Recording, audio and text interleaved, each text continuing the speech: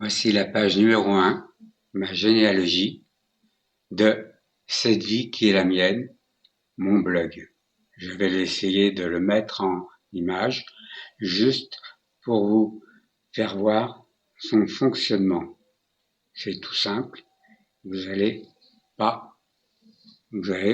c'est pas compliqué. On y va.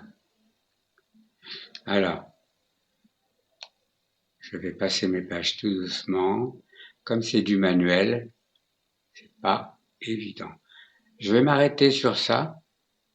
On va descendre un peu. Voilà. Je vais m'arrêter sur ça parce que c'est très important. Si vous prenez mon blog, c'est ce qui vous permettra de naviguer jusqu'à la 36e page. Enfin, on va dire 35. La 36e étant une page spéciale, donc très personnelle. Alors, pour commencer, eh bien, on va chercher. On va ouvrir cette page en grand. Donc, pour ça, vous avez ici 4 petites flèches qui partent dans 4 sens. Vous cliquez tout simplement dessus et voilà ce qui se passe. Vous avez un éditeur qui s'ouvre et cet éditeur vous permet déjà d'avoir une première vue de ce que j'ai écrit et ensuite ça vous permet d'aller de la page 1 qui est l'accueil jusqu'à la page 35-36. Voilà. Pour ce faire, vous cliquez sur accueil, c'est tout simple. Voilà. Donc vous voyez la page d'accueil et l'explication pour ouvrir cette MZ, quoi, on va dire, je sais plus comment ça s'appelle. Et là, je vais descendre tout doucement, tout doucement, tout doucement. Voilà. Je vais m'arrêter ici. Hop là, c'est pas facile, hein, c'est dur à manipuler. Je suis pas professionnel, moi. Voyons. Alors voilà, ma généalogie. Pourquoi j'ai fait ce GIF?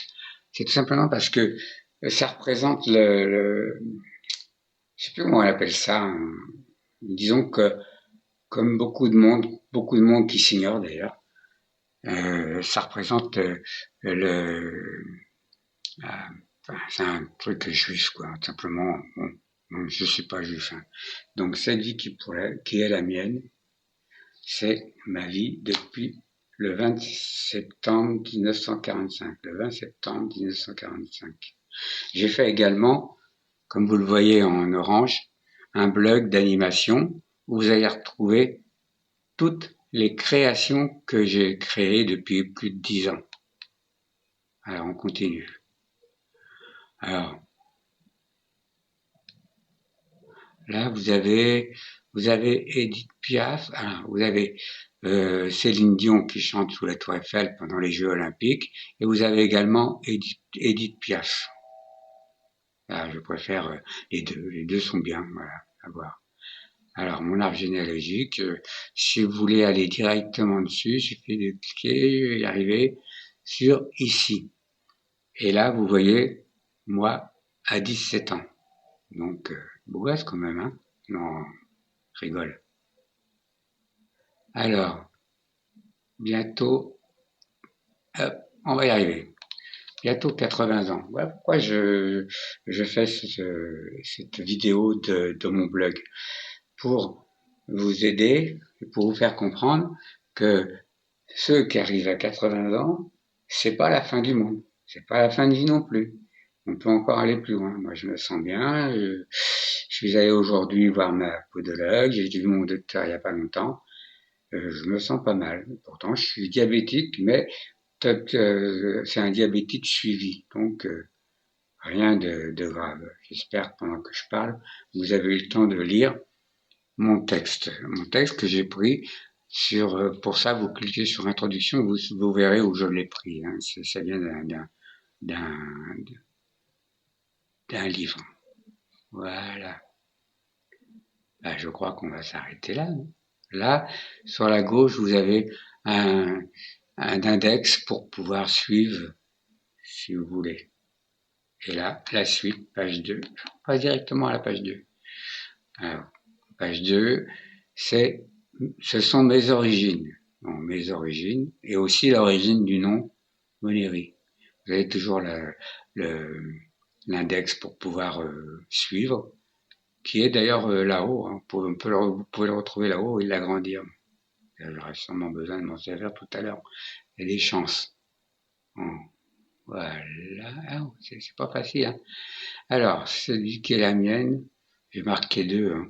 Donc c'est l'accueil. Alors, je vais rien vous dire, tout simplement, vous aurez qu'à lire ce que j'ai écrit, c'est ma biographie, c'est l'origine des Monneries. Les personnes ont un nom qui est d'origine, souvent qui vient d'un métier. Bon, par exemple, le nôtre, c'est le meunier. Donc, c'est une variante régionale du meunier.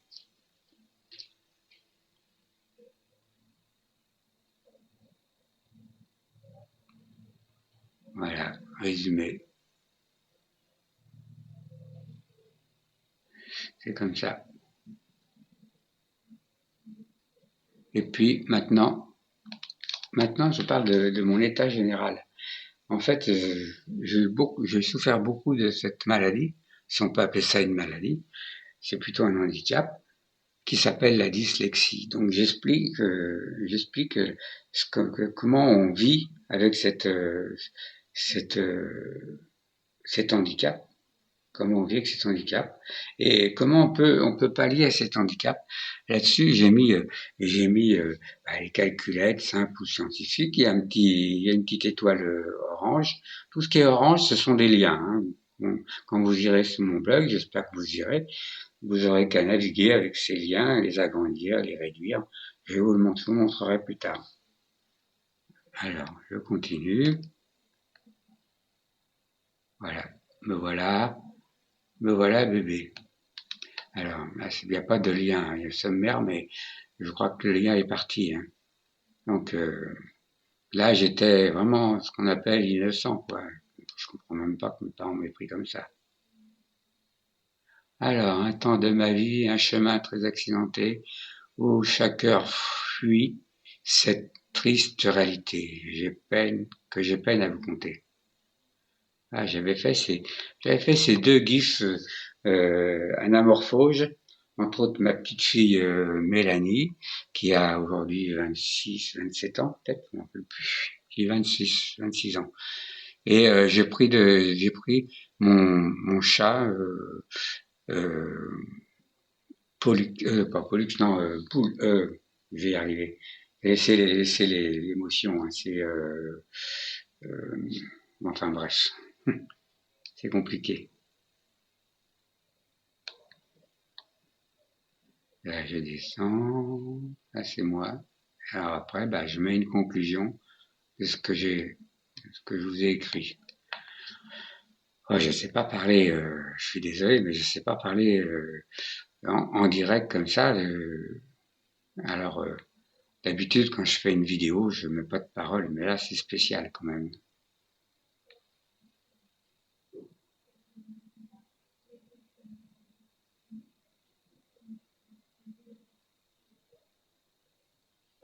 Voilà. Moi, je répète. Hein.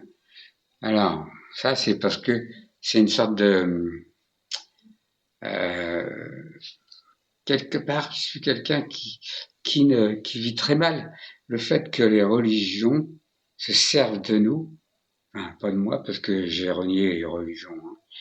Mais il n'y a pas que les religions, il y a aussi les politiques. On le voit aujourd'hui avec ce qu'est en train de faire notre abruti de Poutine et Trump.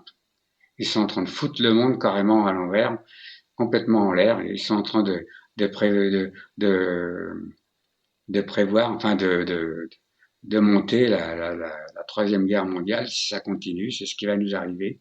Enfin, moi je le verrai peut-être pas, mais euh, ces deux abrutis, il faut absolument qu'ils arrêtent. Ils croient qu'ils sont les maîtres du monde, mais non, ils ne sont pas les maîtres du monde. Il y a des gens qui sont plus forts qu'eux et qui ont la bombe atomique. Et un jour, ça se terminera comme ça, si ça continue. Il faut qu'ils arrêtent. Donc, voilà, tout ça parce que c'est politique. Et c'est les religions aussi qui viennent se greffer là-dessus, dont la guerre qu'il y a en ce moment euh, dans les pays arabes. Je ne sais pas le nom, vous savez de quoi je parle.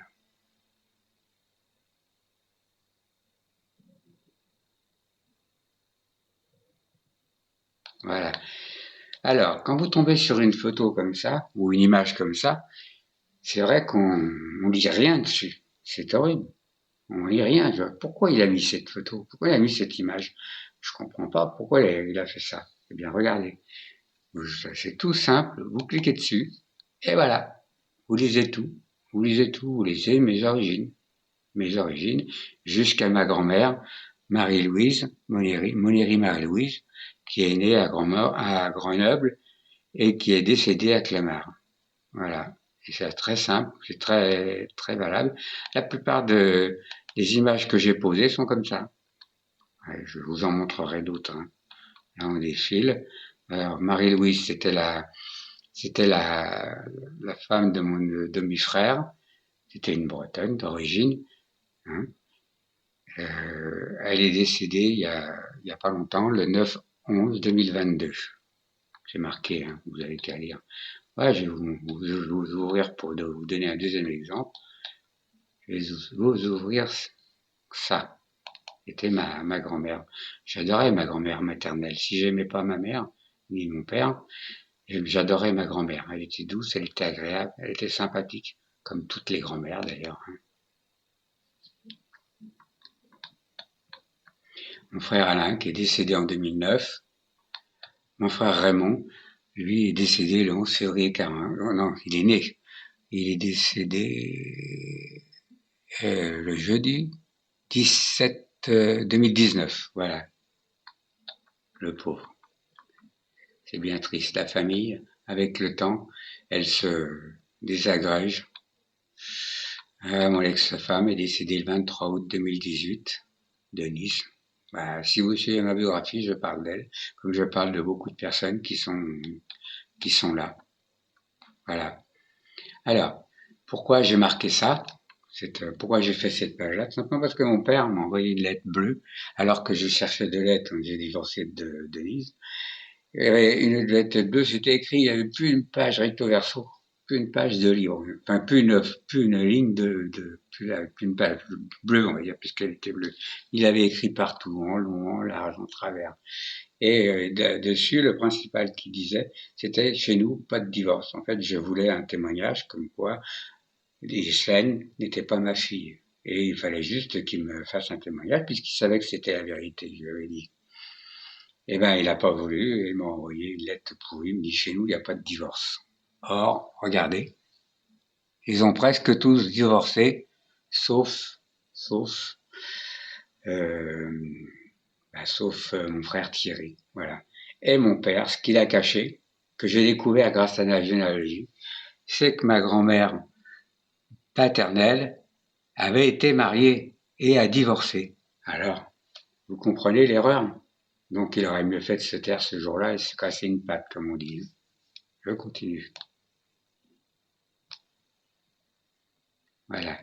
J'arrive sur cette photo. Oh, je vais l'agrandir. Je crois que ça fonctionne pas. Si ça fonctionne, quelle chance.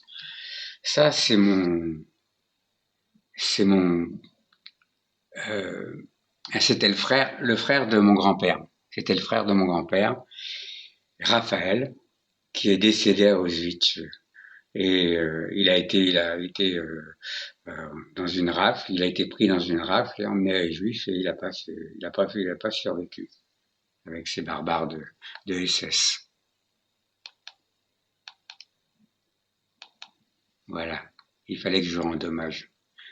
Sinon, il y a toutes les autres. Si vous voulez voir plus, il suffit de cliquer sur l'image et puis vous voyez. Alors là, j'ai fait une sorte de récapitulatif des vivants et des morts.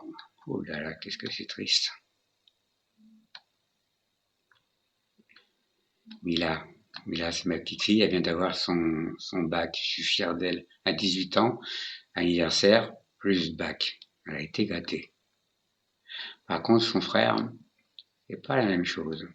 C'était un peu ce que j'étais moi. Donc, je le raconte hein, là-dedans. Donc, ce sera à vous de. Ah, j'agrandis ça. Je vais vous dire pourquoi. Parce que c'était le frère de ma mère, le premier, c'est le premier fils de Jacob, de ma grand-mère. Et le frère de ma mère est, était résistant.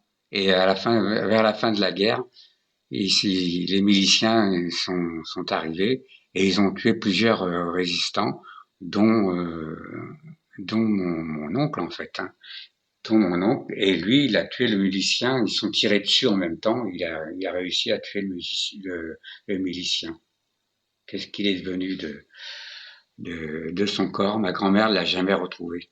Euh, Si elle était encore vivante, elle le pleurerait encore. Voilà, ça c'est intéressant, ça si vous voulez aller directement sur ma biographie. Il suffit de cliquer avec votre portable dessus, ce QR, et vous le verrez. Alors là, j'ai mis ça devait être ma grand-mère.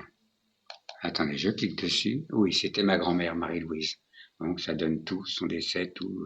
C'est important, c'est important.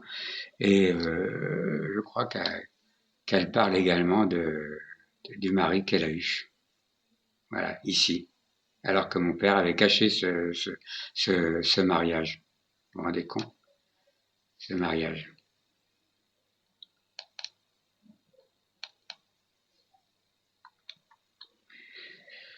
Ah, ça c'est ma grand-mère maternelle de la Haye. C'est quand même important. De la Haye, c'est les gens qui venaient de la Haye. En fait, c'est des ouvriers qui venaient en France pour faire ce qu'ils ont fait chez eux, c'est-à-dire assécher les marais. Donc, ces gens-là, on ne savait pas comment les appeler, on les a appelés les Delahaye, ceux qui venaient de la Haye. Voilà, donc ma grand-mère est originaire de Delahaye.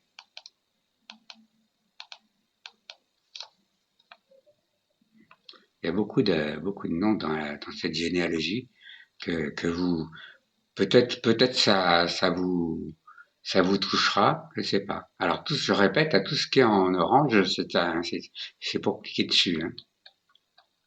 Et ça, ici, là, c'est l'acte de décès de ma grand-mère. Décès et naissance. Allez, on va changer. La numéro 3. La numéro 3, un joli bébé, c'était moi à 6 ans. Alors, pour la petite histoire, euh, à 6 ans, à 6 mois, je veux dire, pas 6 ans, 6 mois, à 6 mois, j'étais un bébé qu'on laissait comme ça pour qu'on, j'étais pourtant tout sourire. Et j'avais rien pour jouer, j'avais pas de jouet, j'avais rien, puisque de toute façon, j'étais un déni de grossesse, donc j'existais pas. Alors, c'est une de mes tantes, quand elle venait, qui s'occupait de moi. Et qu'est-ce que je faisais? C'est un peu sale ce que je vais dire, mais c'est la vérité. Et pareil que je jouais avec mon caca. Et oui, je jouais et je mangeais mon caca. En fait, je mettais à la bouche sûrement. Quel goût ça avait, j'en sais rien. Hein, mais ça devait pas être bon. Hein. Et, euh, et c'est ma tante Lucienne qui me torchait, qui s'occupait de moi. Ce beau garçon, là, ce beau bébé. Vous vous rendez compte? Et voilà. 6 mois. Et ben mes parents, ma mère. C'est ce qui s'est passé, c'est que en, en 44, non, en 45, en janvier 45, quand ma mère est tombée enceinte, elle s'en est pas rendue compte. Et c'est ça qu'on appelle le déni de grossesse, d'après ce qu'on m'a expliqué. C'est ça qu'est le déni de grossesse. Et j'étais considéré comme bah, n'existant pas. Enfin, juste pour recevoir des coups de ceinture quand même. Hein. Là, ils m'ont pas raté. Hein. Là, c'est ma tante à gauche, pardon, et ma mère dans Paris. Elles avaient tous les deux, je le marque, 30 ans, et puis ma mère 31, puisqu'elles n'avaient pas beaucoup d'écart tous les deux. Alors voilà, vous lisez. Au cas où, si vous voulez vraiment lire parce que ça passe trop vite, il vous suffit de stopper la vidéo et puis vous restez sur l'image et vous lisez. Voilà. Là, c'est l'acte de mariage de mes parents à Dieu. Dieu, D-E-U, D-E-U-E. Je l'ai marqué là, avec Jean-Claude Adieu, Verdun. à côté de Verdun. Puisque mon père avait été appelé avant la guerre, quand la France a déclaré la guerre à l'Allemagne, mon père avait été appelé sur la ligne Maginot, et une ligne Maginot qui a servi à rien, puisque les Allemands sont passés par l'autre côté, par la Belgique. Donc voilà. Alors ça, c'est René, moi, et puis Raymond tout au bout, qu'on voit un petit à peine. Voilà, je parle de ce qui s'est passé quand je suis né, le 20 septembre. Ah, j'ai acheté un bouquin qui est pas mal, que vous pourriez acheter si vous voulez plus d'infos sur cette année-là. Ça s'appelle 1945 et c'est 1945. C'est bah je sais plus quel journal. C'est un hors-série, histoire de la Seconde Guerre. 80 anniversaire spécial 80e anniversaire 1945 1925. Oh là là, c'est sorti, c'est très bien expliqué tout ce qui s'est passé, les règlements de compte et tout très là. Voilà. Alors là, vous avez mon frère Jean-Claude en haut, vous avez à droite Alain et à gauche vous avez René. En fait, quand on inverse la photo, c'est le contraire, hein. Là, vous avez ma tante à droite. En haut, vous avez, bah, ça doit être, je pense que c'est Alain. Après, c'est René, euh, moi, moi. Et là, ça doit être Jacques et je suppose Daniel. Voilà. Allez, on passe à la page 4. Alors, page 4, c'est toujours la même chose, hein. Ce truc-là, il est bien pratique. Voilà. C'est moi à 4 ans. Ah, c'était beau, hein. C'était beau. Là, j'ai un petit truc sous l'œil, mais c'est pas la photo, hein. C'est une saleté qui s'est mis là. Et j'ai refait une correction sur une autre photo et c'est parti. Voilà. Alors, sur la photo, vous avez là-haut ma grand-mère, ma tante, et puis la fille à Jean-Claude, mon cousin, Jean-Claude Mathieu, mon cousin. En haut, à côté, vous avez, euh, bah, ça doit être ma grand-mère, son dernier compagnon, ma tante et la fille à Jean-Claude. Et là, le dernier compagnon de ma grand-mère, et ainsi de suite. Voilà. Jacob de Lafont, Jacob et de Lafont se sont associés. Jacob, c'était le frère de mon grand-père, Louis Jacob. Lupus en roumain, puisqu'ils étaient tous les deux d'origine roumaine. Eh ouais. Quel, si on réfléchit bien, personne n'est français, mais le devient. Quand on prend les origines de nos noms, on vient finalement du monde entier avec les trucs. Ah, je vais vous l'agrandir celle-là. Regardez. Il a abandonné sa famille, mon grand-père, avec 5 enfants, dont un Lucien qui est décédé très jeune. Très très jeune même. Ce fameux Jacob Lupu, c'est-à-dire Louis en français, a été désavoué de paternité parce que ma grand-mère lui a intenté un procès puisqu'elle en avait marre de, de, de ça. Voilà.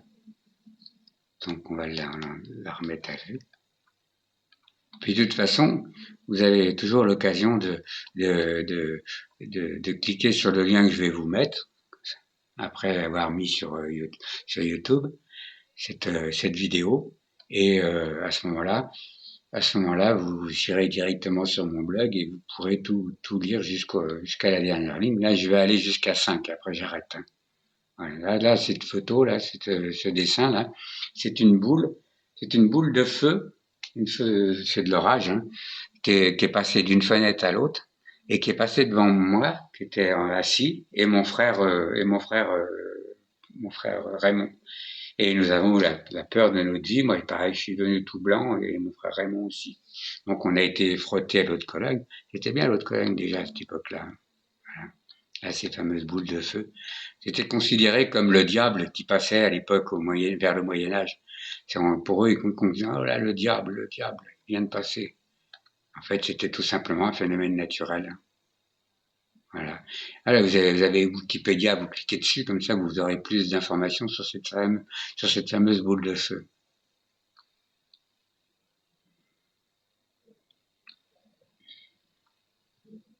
Voilà. Vous pouvez lire. Je vous laisse.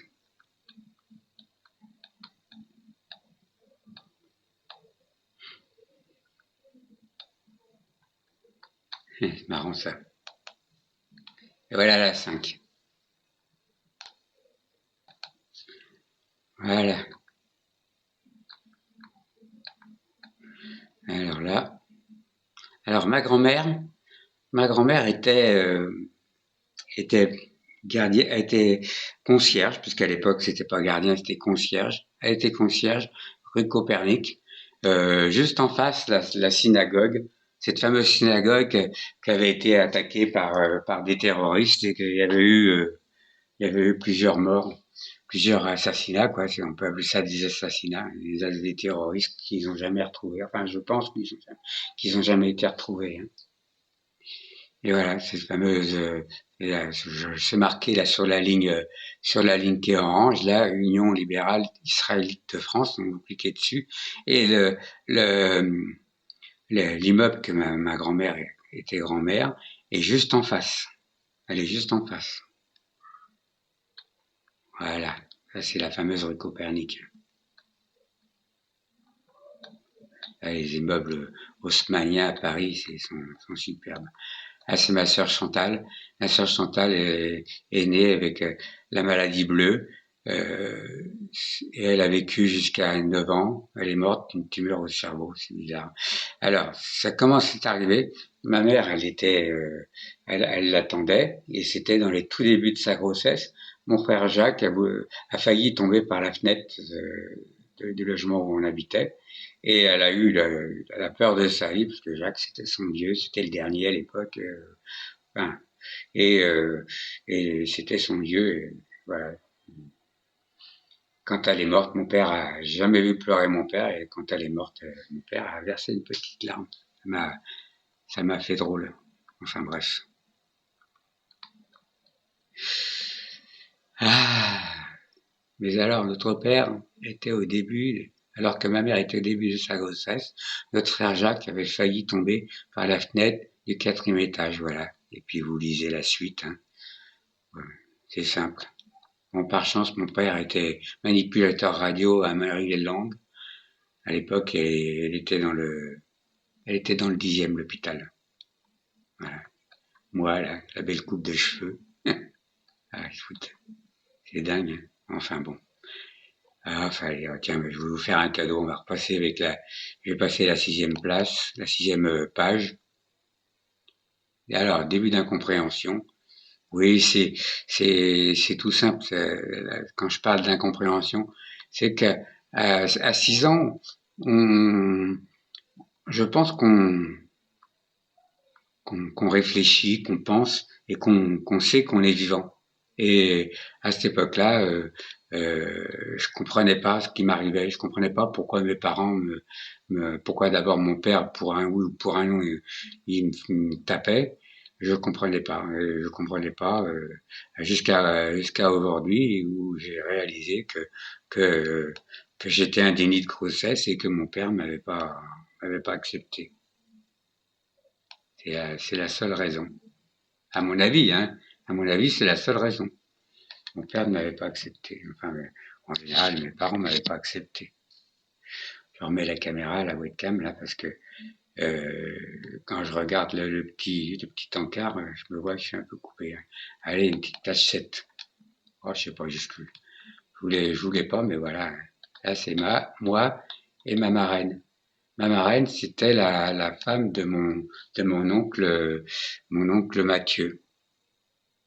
Eh oui, c'était la femme de mon oncle Mathieu. Et mon oncle Mathieu, à ma, à ma communion, c'est lui qui m'a servi de parrain, parce que mon parrain à moi, est décédé, était décédé. Il s'appelait Toto à l'époque, je m'en rappelle. Je l'ai pas connu vraiment, mais j'étais trop jeune pour m'en rappeler. Et il est décédé. Et du coup, c'est le mari de ma marraine qui m'a servi, enfin mon oncle, hein, mon demi-oncle, mon oncle, qui m'a servi de parrain pour ma communion solennelle.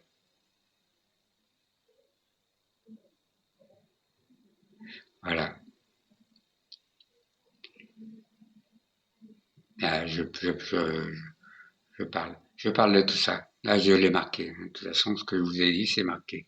Alors, j'ai fait ma communion avec René parce que René était un peu, je vais pas être méchant, mais quand même, il était un peu retardé mental et bah à cette époque, il avait raté ça, pourtant l'examen était tellement facile, c'était tellement, il suffisait de suivre les cours de catéchisme et puis voilà, vous passiez haut la main votre communion. Moi, j'avais pas la science infuse déjà en plus à cette époque-là. Et bon, bah, je pense que les parents ont dû mettre une petite enveloppe à sécurer. Et puis, comme ça, il a fait sa communion l'année d'après et basta, comme on dit. Là, c'était en colonie de vacances. On avait visité un petit aérodrome.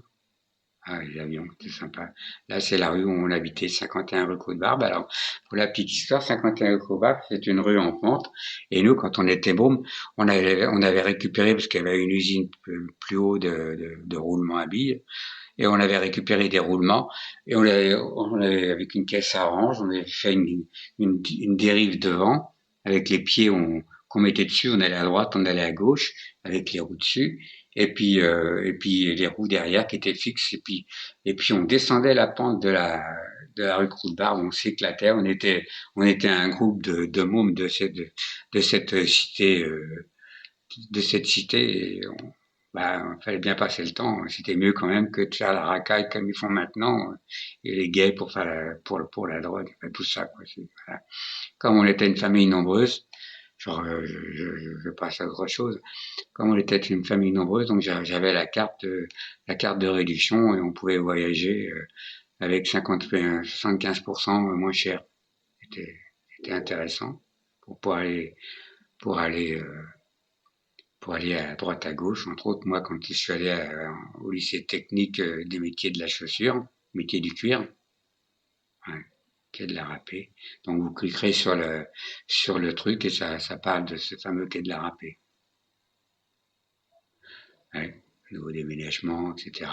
Et ma mère, du coup, elle était juste à côté de son père, puisque l'usine Jacob de Lafont était rue Villot, juste au coin entre la rue Villot et puis les quais de la râpée.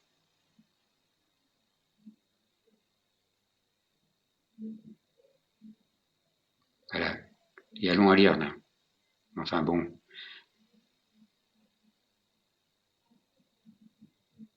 voilà.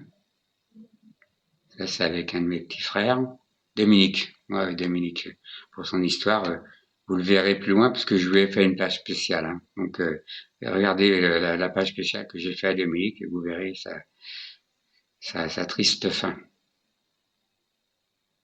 Là, c'est moi à 15 ans, déjà révolté, très révolté même, de ne pas aller plus à mes parents. C'était ma façon à moi de protester contre leur traitement, leur mauvais traitement. En comparant de ces mauvais traitements, à, à 16-17 ans, le dernier coup de ceinture qu'il m'a filé, je me suis pointé devant lui avec ma tête, avec ma carrure de petit mec. Je lui ai dit, c'est la dernière fois que tu me tapes. La prochaine fois, c'est moi qui te taperai. C'est moi qui t'enverrai mon poing dans la figure. Tu verras. Et du coup, il m'a plus jamais retouché. Et à partir de là, je suis rentré dans un mutisme total. Je ne parlais plus. Pour moi, mes parents, c'était plus mes parents. C'était déjà plus mes parents d'ailleurs. Et fini. On n'en parle plus. Là, c'est la communion de ma sœur Danielle avec mes trois derniers petits frères, Dominique, Thierry, Patrick.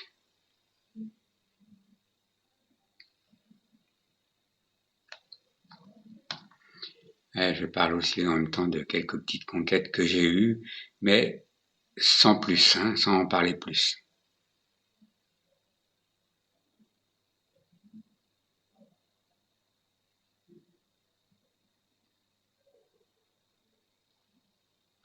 Voilà, c'est une longue vie tranquille. Hein.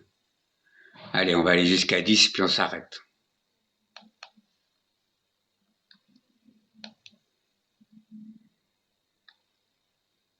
Il y a toujours ce petit truc là, c'est bien ça, le MZ là.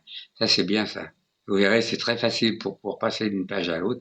S'il y a des pages qui vous plaisent pas, ben vous pouvez passer à l'autre page, et ainsi de suite. Ah, ça, c'était mon père. Euh, mon père, ouais, tordu. Ouais. Ma mère avec mon dernier frère.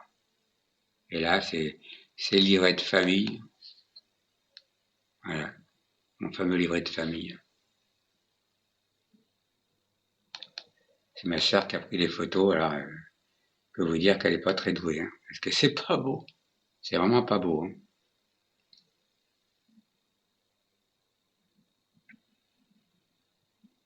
Ouais, tous les frères, vous avez vu la compagnie? Il y a tous les frères. Il n'y avait pas Jean-Claude, parce que je crois que Jean-Claude, il était sur un livret famille à part. Allez, la petite page 9. Ah, service militaire, tiens. Ah ouais, on m'a dit, on m'a demandé, quand je suis arrivé au service militaire, après mes classes, quand je suis arrivé à mon affectation, on m'a demandé qu'est-ce que je faisais comme métier, ben, j'ai dit, je suis dans l'imprimerie. Elle m'a dit, ah, vous serez coiffeur. Et du coup, on m'a envoyé à Tours faire un stage à la caserne Barraguet d'Illier. Je sais pas, je pense qu'elle existe toujours.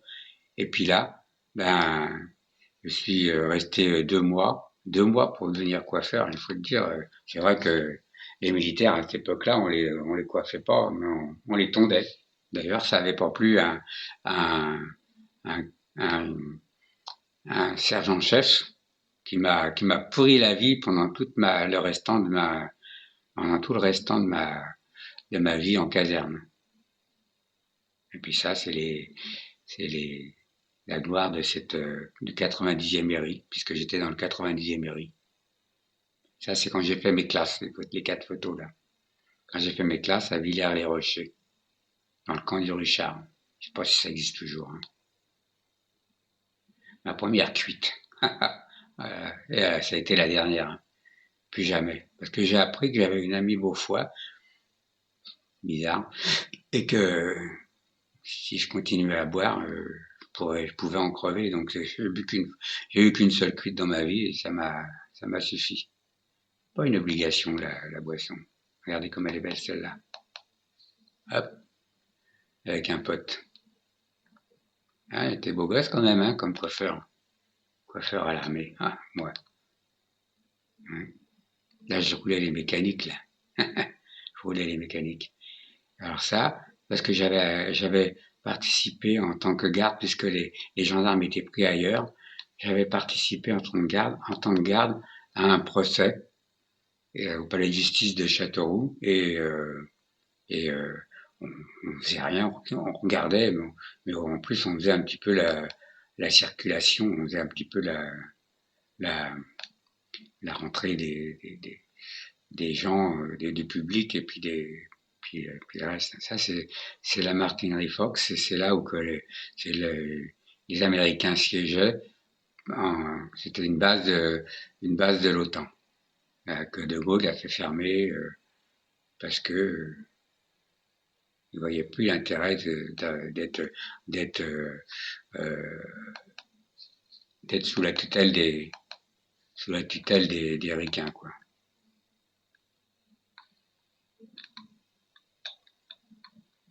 Voilà. Moi, je vous ai mis le résumé de ma vie militaire. Hop là. Ah, bah, c'est pas facile, hein. Ah, c'est pas facile, c'est pas pratique quand même, hein. Enfin bon, voilà.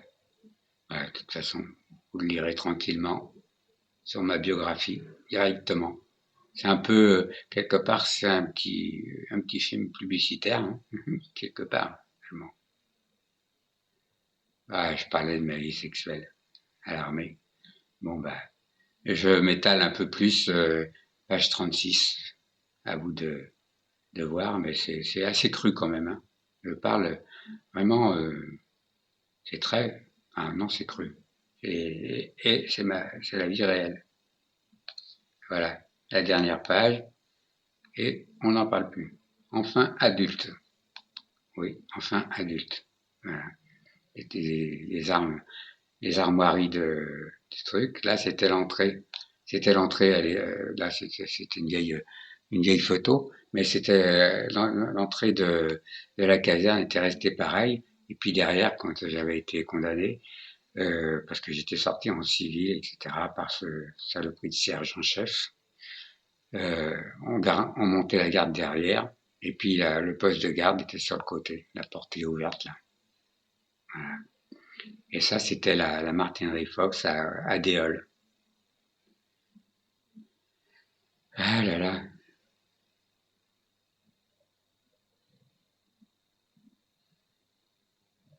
Ah, c'est bien le service militaire, hein, franchement. Mais je comprends pas, moi, qu'il l'ait supprimé. C'est une grosse connerie. Aujourd'hui, peut-être qu'il y aurait moins de racailles dehors. Il y aurait moins de racailles dehors s'ils n'avaient pas supprimé le service militaire. Quelle connerie qu'ils ont fait. Les politiques, franchement, ils font pas toujours des choses bien, hein. Je vois pas l'intérêt. Pourquoi ils ont supprimé le service militaire? Bah, c'était pas mal. Moi, franchement, je regrette pas mon service militaire.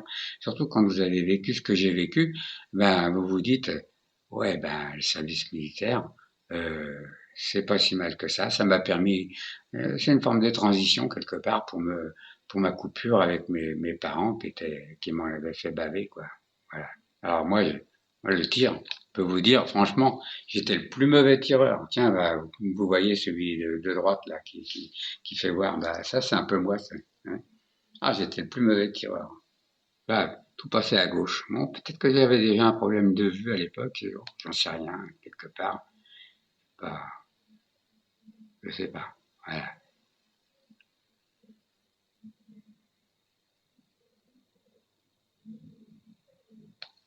Voilà, je marque mon meilleur copain avec qui j'ai fait les plus grosses conneries pendant mon service militaire. En fait, il s'appelait comment déjà? C'est dur. Parce que là, je le marque, mais plus loin, je marque son nom. Il avait pris un prénom bizarre. Francky, voilà, il s'appelait Franck.